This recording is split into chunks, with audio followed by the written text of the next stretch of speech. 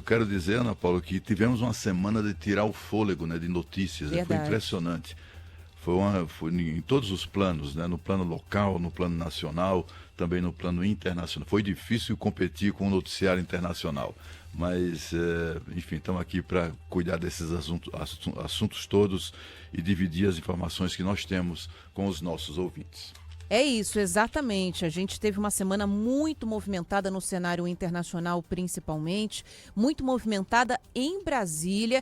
E a gente já vai começar o Jornal Gente de hoje justamente repercutindo esse noticiário internacional, porque a gente teve dois caminhos ou duas notícias que se desenvolveram nesta semana. Uma delas, a questão Brasil-Estados Unidos. A gente teve a conversa entre o presidente Lula e o presidente dos Estados Unidos, Donald Trump, que avançou para um contato do secretário de Estado do governo norte-americano com representantes do governo brasileiro, com o Mauro Vieira. Na semana que vem podemos ter novos avanços, vamos ver se isso de fato acontece. Mas na última noite, Donald Trump resolveu reacender a preocupação mundial com uma retomada da guerra tarifária, ao voltar a anunciar tarifas de 100% para produtos chineses. A China até agora está quietinha, está na dela, não respondeu a isso, esse novo anúncio que foi feito por Donald Trump, mas é possível que a gente tenha algo nas próximas horas.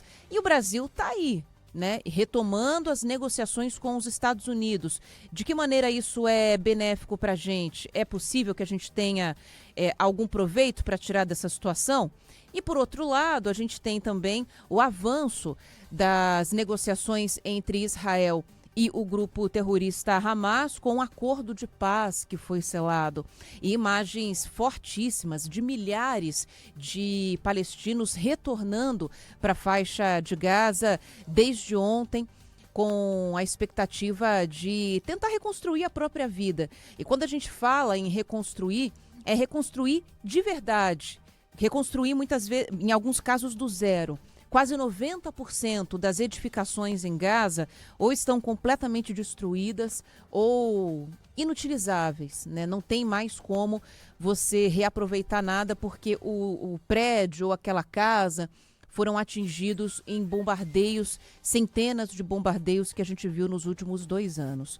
Então essas pessoas estão voltando para lá, muitas delas até sem casa, sem terem para onde ir, mas voltando para o território delas, para a terra delas, com a expectativa de agora sim poderem reconstruir as próprias vidas em paz.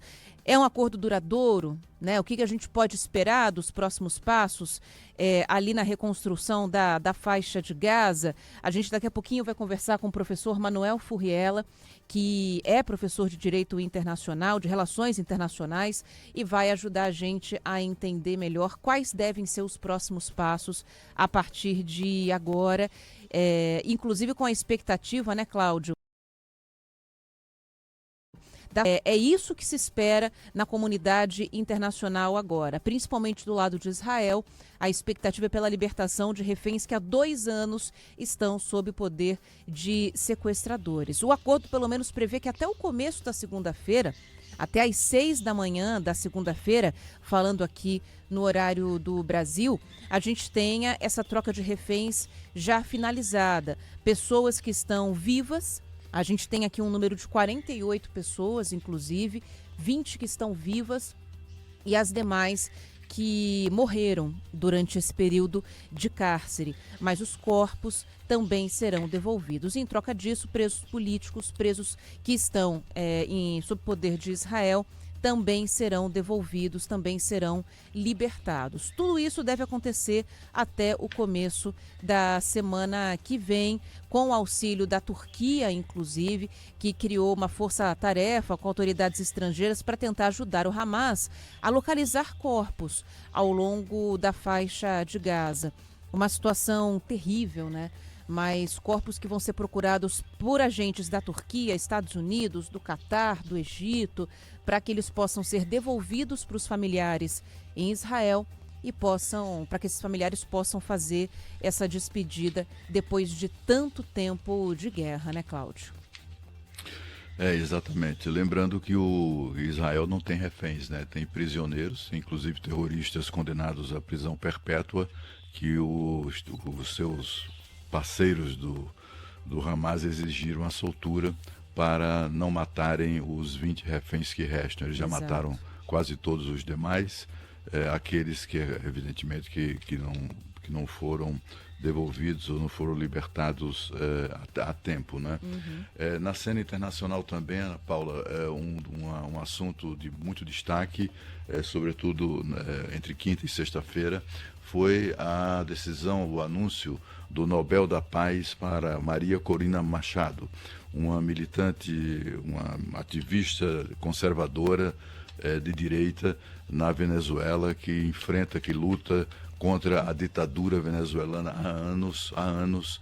Ela que, se houvesse democracia na Venezuela, com toda certeza seria hoje a presidente da República. Ela foi retirada do processo, né? Simplesmente inventaram lá um processo político para tornar Maria Corina Machado inelegível. Ela chegou a ser detida, é perseguida, uma mulher muito valente que vem enfrentando o ditador covarde, que é o ditador Nicolás Maduro. Portanto, foi um prêmio Nobel que reconhece, né, que premia essa luta pela democracia e contra a ditadura na Venezuela.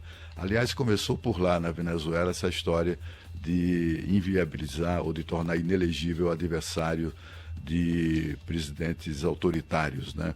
Ou de regimes que temem, ou populistas, né, que temem perder a próxima eleição. O que é que eles fazem? Inventam lá um processo, o seu respectivo Supremo Tribunal Federal condena, e aí com isso o adversário é simplesmente eliminado da próxima eleição. Quem começou isso no continente foi lá, exatamente a Venezuela de Nicolás Maduro, e portanto esse prêmio Nobel é um prêmio que chama atenção para o mundo, para a situação crítica em que vivem os regimes democráticos ou que tentam chegar e permanecer democráticos aqui no continente sul-americano, sobretudo, né? Bom, foi uma semana auspiciosa do ponto de vista da trégua nesse conflito em Gaza, que vinha produzindo tantas vítimas, né? Muitas vítimas inocentes.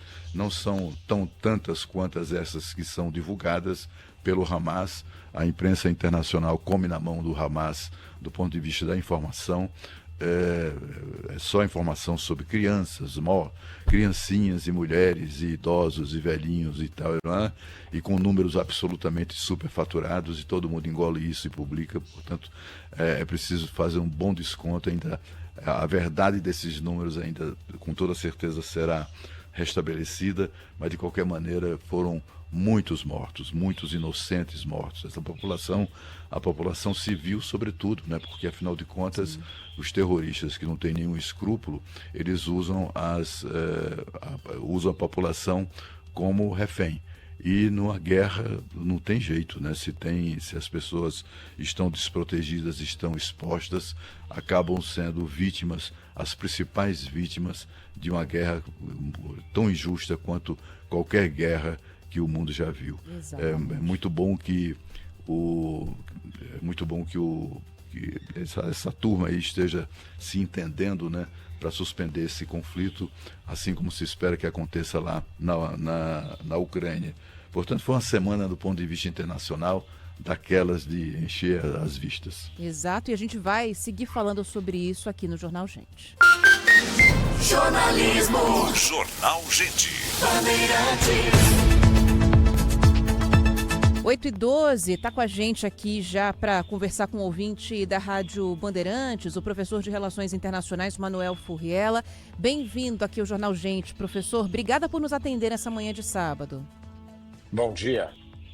Bom, Vamos começar falando sobre essa situação de Gaza, professor. Como é que o senhor está enxergando o andamento desse acordo? A gente chegou a ter, né, um acordo de cessar-fogo recentemente, que acabou sendo descumprido, e os ataques voltaram, infelizmente, e pegaram muitas pessoas que já tinham iniciado esse retorno para a faixa de Gaza após o anúncio da suspensão do conflito. Dessa vez, o senhor enxerga que esse acordo é mais firme, é mais robusto, e por quê? Bom, primeiramente que é de se celebrar, né, um acordo como esse.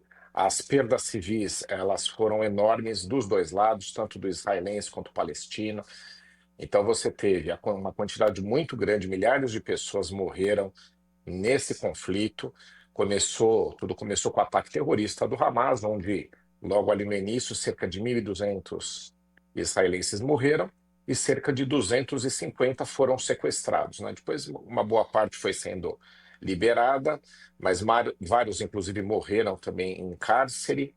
E do lado palestino, há uma estimativa de 60 mil civis que morreram. Então, perdas gigantescas para os dois lados, além de um grande estrago em infraestrutura e também numa crise humanitária muito severa que atinge a população palestina na faixa de Gaza. Então, um acordo como esse, ele é importantíssimo, principalmente para a gente suspender esse tipo de crise que se instala naquela região. Agora, em relação à tua pergunta propriamente, sim, eu acredito que é uma grande chance desse acordo ele ser implementado. Mas tem algumas ressalvas aqui. Primeiro, o que a gente acredita, o que eu acredito que seja implementado com mais chance de êxito é uma primeira fase do acordo. Essa primeira fase do acordo, ela impõe um cessar-fogo, ela impõe uma desocupação de uma parte da faixa de Gaza pelas tropas israelenses, a troca de prisioneiros, de uma quantidade numerosa de prisioneiros palestinos, por todos os sequestrados israelenses, além dos corpos, né, pessoas que morreram em cárcere durante esses 2 anos, também serem, né, todos eles entregues. Você tem aí um restabelecimento de ajuda humanitária mais substancial aos palestinos que vivem na faixa de Gaza. Então, essas primeiras etapas, eu acredito que sim, né, nós temos uma grande chance de êxito. As seguintes são mais desafiadoras. E por quê? Nós temos vários fatores, multifatores que levam a isso. Por isso que vem uma situação mais favorecida para uma composição. Você tem um Hamas que foi esgotado durante esses ataques israelenses, o seu poderio militar diminuiu substancialmente, as suas principais lideranças foram mortas, então ele está extremamente fragilizado, né? Então ele precisa de algum outro tipo de encaminhamento para a situação de Gaza. Então há uma vontade. E com grande interlocução, tanto do Egito quanto do Catar. Então esse papel desses dois estados ajudou bastante nesse sentido. Do lado israelense, nós temos 3 fatores principais. Um, que a pressão sobre Netanyahu para a libertação dos sequestrados, ela é muito forte na sociedade israelense. Ele sofre bastante desgaste político por conta disso. Não é de hoje, mas é uma questão sempre à mesa para ele e agora torna-se um momento de encaminhamento. O outro ponto é que o governo de Netanyahu teve grandes conquistas militares. Não estou dizendo que deveria ser assim, estou fazendo apenas uma análise pragmática do que aconteceu.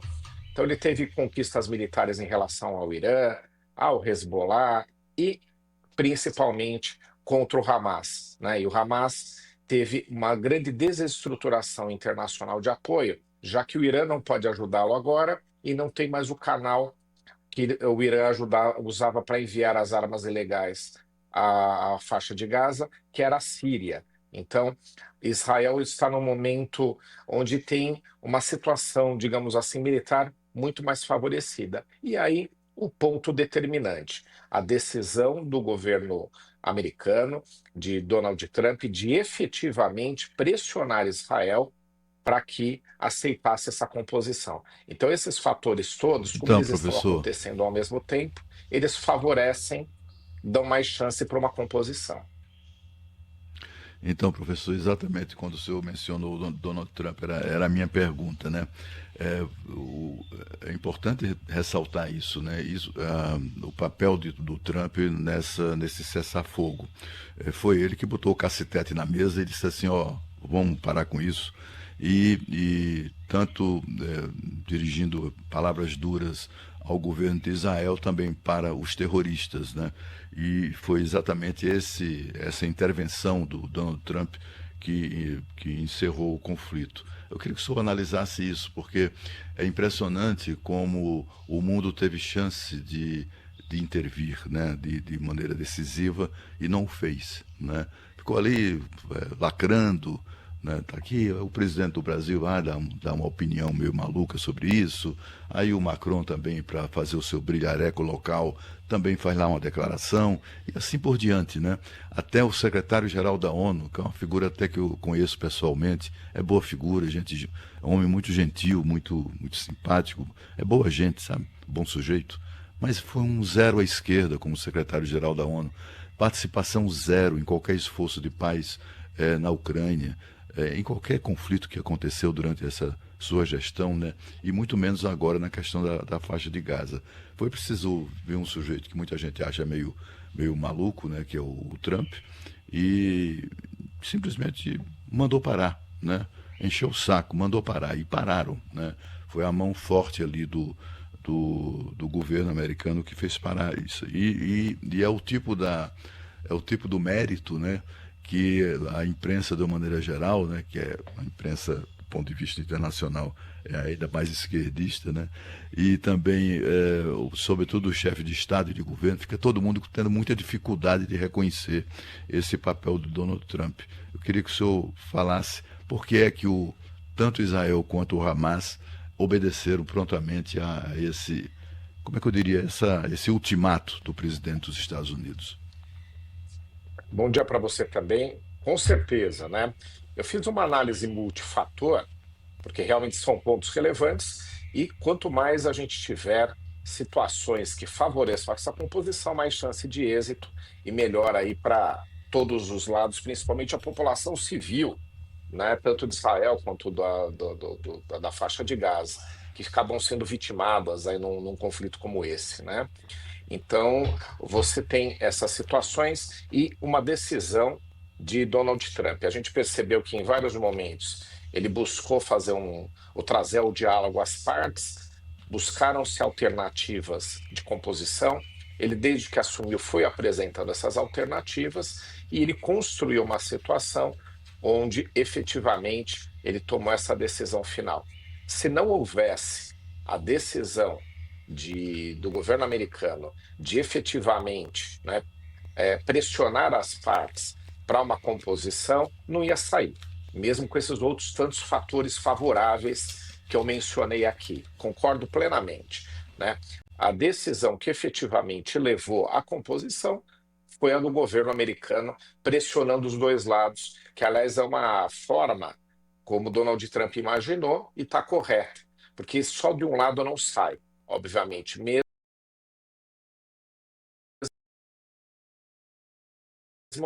né, sem o Hamas cumprir todas as questões que lhe são pertinentes, a composição não sai, houve a pressão sobre o Hamas também, né? Então, concordo com você, tanto é que eu coloquei por último a minha colocação em relação à decisão de Donald Trump, porque foi a determinante neste sentido. Os outros multifatores ajudam, muito importantes, mas precisa amarrá-los todos e precisa tomar uma decisão de pressão sobre as partes, senão não sai, e foi o que o governo americano fez. Pois é, e inclusive fez pressionando com muita força Benjamin Netanyahu, como o Cláudio destacou, para que ele aceitasse esse acordo, né? Foi goela abaixo mesmo que esse acordo foi colocado.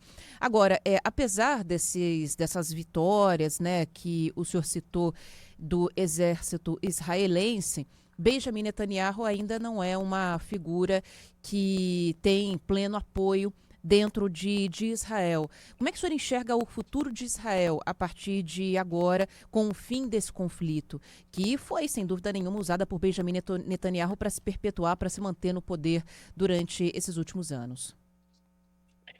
Um ponto que é importante a gente trazer, que ajuda a entender esse cenário, é o de que Israel é uma democracia, não é uma democracia plena. Na região, inclusive, E até no sentido. socialista, né, professor? Exato, tem todo o perfil lá de políticos, né? Mas é justamente um ponto a favor do que é Israel, né? Então, veja só, é um Estado que permite com que as mais variadas vertentes políticas tenham o seu direito de se expressar e de participar e serem eleitas ou derrotadas em muitos aspectos, né? Isso é Israel. Então, se você pega um Estado como esse, você tem muitas visões políticas lá dentro. Louvável, democracia plena, né? Na região é um dos únicos estados dessa forma. Ele faz muita diferença em relação, inclusive, a muitos outros do Oriente Médio, né? E por conta disso, as proposições políticas elas podem sair vitoriosas ou derrotadas, né? Agora, um ponto aí em relação a Netanyahu é que mesmo com tantos vieses aí contra ele, né, muitas das situações que ele atravessou de oposição política durante esse tempo todo, e aqui minha análise é neutra, né, não é a favor nem contra, mas é que ele tem se mantido, né, ele tem se mantido no governo, mesmo com tantas dificuldades políticas, e ele implementou a agenda que ele entendeu que deveria, que é essa de conquistas militares, de desmobilizar na região os inimigos de Israel, que são os grupos insurgentes terroristas e estados, principalmente o Irã, né? O Irã é o caso mais expresso de oposição até mesmo à própria existência do país. Então, ele conduziu esse encaminhamento e trouxe retorno, né? Então, por isso também que ele se manteve nesse tempo todo no poder, porque no frigir dos ovos, independentemente da agenda que um governo conduza, a população quer um retorno em relação a isso. Podia ter sido de outra forma, também trazendo retorno. Meu ponto não é esse. O ponto é que ele conseguiu se manter no poder durante esse tempo todo por conta disso. Agora, este acordo de paz e as próximas etapas que são mais desafiadoras é que vão fazer com que ele ou seus aliados continuem ou não no poder, né? Então, acho que esse é um ponto aqui importante, não é? Ele tentou lidar com essas forças todas e agora, né, chega no final com esse acordo de paz, onde vai ter as dificuldades subsequentes. Mas ele vai trazer uma outra entrega à população, que é, caso o acordo dê certo, tomara que dê, é já o retorno dos sequestrados, né, dos últimos sequestrados que continuam com o Hamas. Isso vai trazer dividendos políticos a ele, a gente não pode negar. Então, por conta disso, talvez ele consiga ainda se manter no poder, ele ou seus aliados. Foi importante o senhor falar isso, professor, porque dá a impressão de que o Netanyahu conduziu uma guerra pessoal, né, própria, que a guerra só existia porque ele queria que existisse, né? Quando, na verdade, ele foi à guerra e ninguém vai a uma guerra para não vencer, né? Eu acho que ele foi acusado disso, né, isso. Cláudio? Isso foi muito apontado contra Netanyahu, de fato, foi isso. Ele chegou a ser acusado, né, de ter buscado a guerra e outros conflitos por interesses pessoais. Mas assim, não me parece que sejam acusações minimamente razoáveis, né? Eu acho que ele estava em guerra. Uma guerra, ninguém entra numa guerra para perder, né? Ainda mais uma guerra que não é uma guerra formal. Porque uma coisa é um Estado em guerra com o outro, né? Há regras, há convenções internacionais que são observadas, etc. Um Estado fazer uma guerra contra terroristas que não se submetem absolutamente a regra nenhuma, né? Nem muito menos de proteção do seu próprio povo, faz dos civis escudos humanos. É muito difícil, né, conduzir uma guerra como essa sem uma ampliação tão tão chocante do número de vítimas como a gente viu nesse conflito. Mas eu me refiro à referência que o senhor fez também à democracia que existe em Israel. Um amigo muito querido que foi embaixador na Jordânia, ele me falando sobre isso, que ele acredita que há um sentimento forte árabe, muçulmano, anti-Israel, né? Por razões religiosas, sem dúvida nenhuma tem isso, mas ele acha que a principal motivação dos estados árabes é exatamente a ameaça de ter na região uma democracia absolutamente plena como existe a de Israel. Israel é uma ameaça sob todos os aspectos, mas principalmente porque é uma democracia próspera, é uma democracia consolidada, né? Uma democracia parlamentarista, socialista, com um viés socialista muito acentuado. Então é preciso, os kibbutz são inclusive uma materialização dessa coisa há décadas, desde o início do Estado de Israel, né? Portanto, o senhor acredita nisso, que o fato de Israel ser uma democracia, isso também constitui uma ameaça para os estados totalitários, que são os estados árabes? Não tem ali, não conheça, no seu, o senhor estudioso pode nos dar uma pista, se há algum estado árabe democrático ali naquela região. Eu tenho a impressão que não. É curioso, né? Esse ponto que você está trazendo é importante, né? É que às vezes a gente está distante, né? O Brasil fica muito longe daquela região, então às vezes a gente não percebe as influências que uns países têm sobre os outros. Por exemplo, o Brasil tem muita influência aqui na América, né? Na América do Sul é inegável, né? Nós somos metade da América do Sul, né? Então nós somos inclusive uma potência regional, que é importante. O Brasil às vezes se sente diminuído por isso, mas não é o caso não, né? Ele deveria até utilizar mais esse poder regional que ele tem a favor de resolver questões que nós temos aqui, por exemplo, a da Venezuela, né? Mas o ponto aqui é que, sim, quando você tem logo lá no meio um estado, como você mencionou, próspero e que tem a democracia como seu ponto determinante, não é? Você tem sim uma situação que pode incomodar vários dos outros vizinhos. É natural que as populações elas façam a comparação, né? Onde se tem liberdades, onde se tem prosperidade, com uma situação que vivenciam de restrições das mais variadas. Veja só o direito das mulheres. Em alguns daqueles estados, as mulheres elas não têm direitos plenos, que é um completo absurdo. Em Israel tem, né? Aliás, elas são tão participativas quanto os homens em Israel. Governaram Israel várias vezes, né? Então, é um dos pontos que traz aí valores muito importantes para a região e que em outros estados isso não existe, né? Então, isso faz diferença. Agora, um outro ponto interessante, né, sobre ela ser uma democracia é o que permite a construção, às vezes, de situações que vão trazer prosperidade e vão trazer uma pacificação para a região. Um ponto aqui que eu trago sobre isso é que Israel já começou uma conversa produtiva com vários estados árabes para uma futura composição. Veja só os acordos de Abraão, só para dar um exemplo aqui. Isso é porque é um Estado democrático. No passado havia diferenças em relação àqueles países, mas isso permite com que a partir de agora consiga se conversar e fazer com que as relações sejam representativas. Eles estão com conversas muito importantes com a Arábia Saudita, por exemplo. Se a gente pegar alguns anos atrás, isso era inviável. Mas a democracia israelense traz, ou qualquer democracia, né, que a gente está falando dessa, traz esse tipo de vantagem também, né? Dá para construir um cenário futuro onde haja um convívio harmônico daqueles países todos da região, de Israel com eles e vice-versa, né? É a democracia que traz isso também.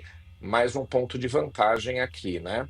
Mas eu acredito, né, em relação aí falando novamente na gestão Netanyahu, que havia, a partir do momento do ataque terrorista, a gente teve 3 etapas. Na primeira delas, o direito internacional deu respaldo a que Israel respondesse ao ataque terrorista que sofreu. Então, esse tipo de crítica, ela não tem respaldo jurídico, né? Então, o Estado sofreu um ataque terrorista de grandes dimensões, 1.200 israelenses mortos logo no primeiro momento, 250 sequestrados, e o Estado não pode dar uma resposta a isso, né? Então, não tem sentido essa questão. E no segundo momento, Israel também se organizou para desmobilizar ali né, os ataques potenciais que podia sofrer ainda do lado do Hamas. O Hamas ainda estava muito forte ali no segundo momento, depois da resposta, né?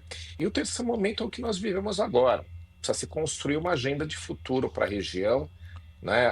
Os palestinos sofreram muito também com esse conflito, para que todo mundo ali tenha uma composição produtiva. É o momento que a gente tem agora. Agora, a gente não pode descartar o momento onde Israel teve que dar uma resposta militar, né? Não havia ali outra alternativa ante o que eu acabei de dizer aqui. Cláudio, eu não sei se você já quer ainda fazer alguma pergunta em relação à situação de Gaza, porque eu queria aproveitar a Não, presença do professor aqui para avançar e falar um pouco de Estados Unidos e Brasil. Podemos?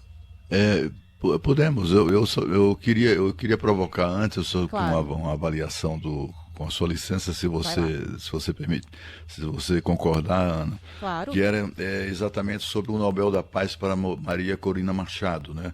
Maria Corina Machado é como eu já expliquei aqui no início do programa, lembrei aqui no início do programa, é uma política venezuelana que é perseguida, ela inclusive vive escondida, porque é caçada pelo ditador Nicolás Maduro, a mulher muito valente, sobre ela o presidente Lula, sabe aquelas horas que as pessoas é, fariam melhor não abrindo a boca? Pois bem, o presidente Lula chegou quando se referia a Maria Corina Machado, disse que ela tinha que parar de choramingar, né? Sendo uma mulher que foi perseguida, presa e inclusive impedida de disputar a presidência contra exatamente o Nicolás Maduro, né? Bom, o fato é que uma premiação que eu gostaria dessa avaliação do professor, que tipo de impacto, né, não só do ponto de vista continental, local, sem dúvida nenhuma, né? Mas eu digo assim, no continente, porque você viu a reação constrangida dos presidentes de esquerda da América do Sul. Nem sequer reagiram, né? Nem sequer cumprimentaram uma cidadã, uma mulher, né? Que luta pela democracia, pela premiação. Mas isso fortalece muito a oposição venezuelana no plano internacional, né? Eu me refiro do Equador para cima, né? Eu queria que o senhor pudesse fazer uma breve avaliação sobre isso, né? Sobre as consequências, digamos assim, possíveis consequências a esse prêmio. Eu acredito que é totalmente merecido, a escolha é completamente cabível, né? O ponto aqui que a gente tem que utilizar para análise, eu acho que todos esses políticos, né, chefes de Estado, enfim, né, qualquer tipo de representação política tinha que fazer uma avaliação isenta. O ponto aqui não é se o perfil ideológico dela, se ela é de esquerda, de direita, de extrema direita. Esse não é o ponto aqui, né? Isso é uma questão de predileção dela, é uma questão de predileção de muitos que poderia ser o oposto a isso, né? A questão desse tipo de situação ela se resolve numa eleição onde, né, o grupo político vitorioso, seja de esquerda ou de direita, ele governa o país, né? Então, se ela fosse candidata e saísse vitoriosa, muito que bem se perdesse também, né, numa eleição limpa. Então, acho que a análise não é essa. A análise aqui é o seguinte, né, que dá todo o mérito a ela, né, reforçando aqui. Nós temos um país onde você tem uma ditadura, onde você tem um governo autocrático, que não é de hoje, foi se agravando, inclusive, esse cenário, né? Veja só que ele mandou prender 7 candidatos à presidência da República só porque eram 7 com chance de vencê-lo. Então, só daí a gente já vê que cenário que a Venezuela vivencia, né? Então, completamente inaceitável, né? Eu participei uma vez num debate sobre isso, e eu perguntei, né, a outra pessoa que tinha uma visão diferente da minha, é, falando que não era uma ditadura na Venezuela. Eu falei para ele: você acabou de me dizer que o presidente teve o poder de mandar mandar prender e mandar soltar alguém. Isso não é o poder que um presidente da República possa ter. Isso é só em ditadura que alguém tem um poder como esse, né? Então, só daí a gente já vê que é ditadura, né? Dá para pegar milhões de outras características. né? Que país é esse que você está sujeito ao presidente poder mandar te prender ou te soltar ao bel prazer dele? Né? Isso é uma questão, né, que transcorre no Poder Judiciário. Não é uma questão do chefe de Estado, do Poder Executivo, poder tomar uma decisão dessa porque não concorda com o teu perfil político. Né? Então aí já mostra para a gente o que é lá. E a Corina, ela representa a oposição, ela luta para eleições livres, né? Ela luta para que a população possa ter o direito de fazer as suas escolhas livremente. Então, uma oposicionista pró-democracia. Então, isso já a caracteriza como sendo alguém que realmente mereceria, num contexto de uma ditadura, ao combater uma ditadura, ao defender o direito do cidadão se livrar, né, de um governo autocrático e ter eleições livres, já por si só já a caracteriza como uma candidata forte, como foi e acabou vencendo ao Prêmio Nobel. O resto a gente não precisa analisar. Poderia ser um governo de outro perfil e poderia ser uma oposicionista de outro perfil.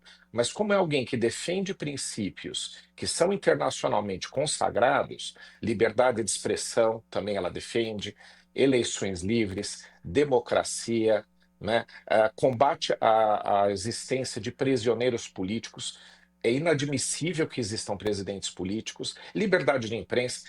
Por ela defender esses valores todos é que a credenciam, e não o resto. Né?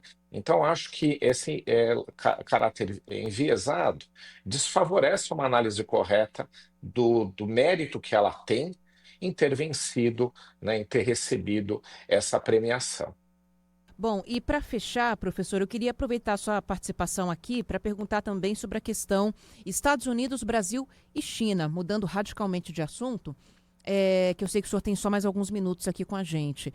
Ontem, Donald Trump anunciou 100% de tarifa em cima dos produtos comprados da China, reacendendo aí um alerta na comunidade mundial em relação à retomada da guerra comercial, da guerra tarifária. E o Brasil está aí, né, retomando as negociações com os Estados Unidos. Como é que o senhor avalia esse cenário? Ele pode ser benéfico para o Brasil, já que a China sai aí desse cenário de negociações, ou a gente tem que ficar alerta, né, com a possibilidade de que os Estados Unidos se virem novamente contra o Brasil?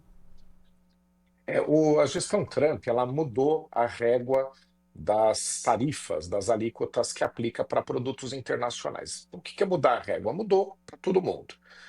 O governo americano atual, ele tem uma nova política de comércio exterior aplicável ao mundo inteiro. Né? Tanto é que mesmo aqueles estados que fizeram ou chegaram a uma boa negociação com os Estados Unidos, chegaram em outro patamar diferente do que havia anteriormente. Então, há uma mudança de régua, de parâmetro no relacionamento. Esse é o primeiro cenário. O segundo é a China.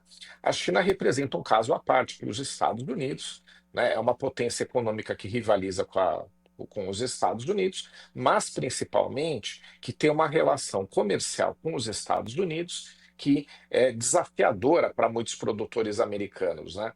A China ela tem um superávit comercial trilionário com os Estados Unidos aí nos últimos anos. Então, os Estados Unidos têm que ter uma tratativa diferente em tentar repactuar essa relação, né, para reorganizar, né, o seu setor produtivo. Então, a agenda da China, por esse tamanho, é uma agenda à parte dessa nova régua internacional.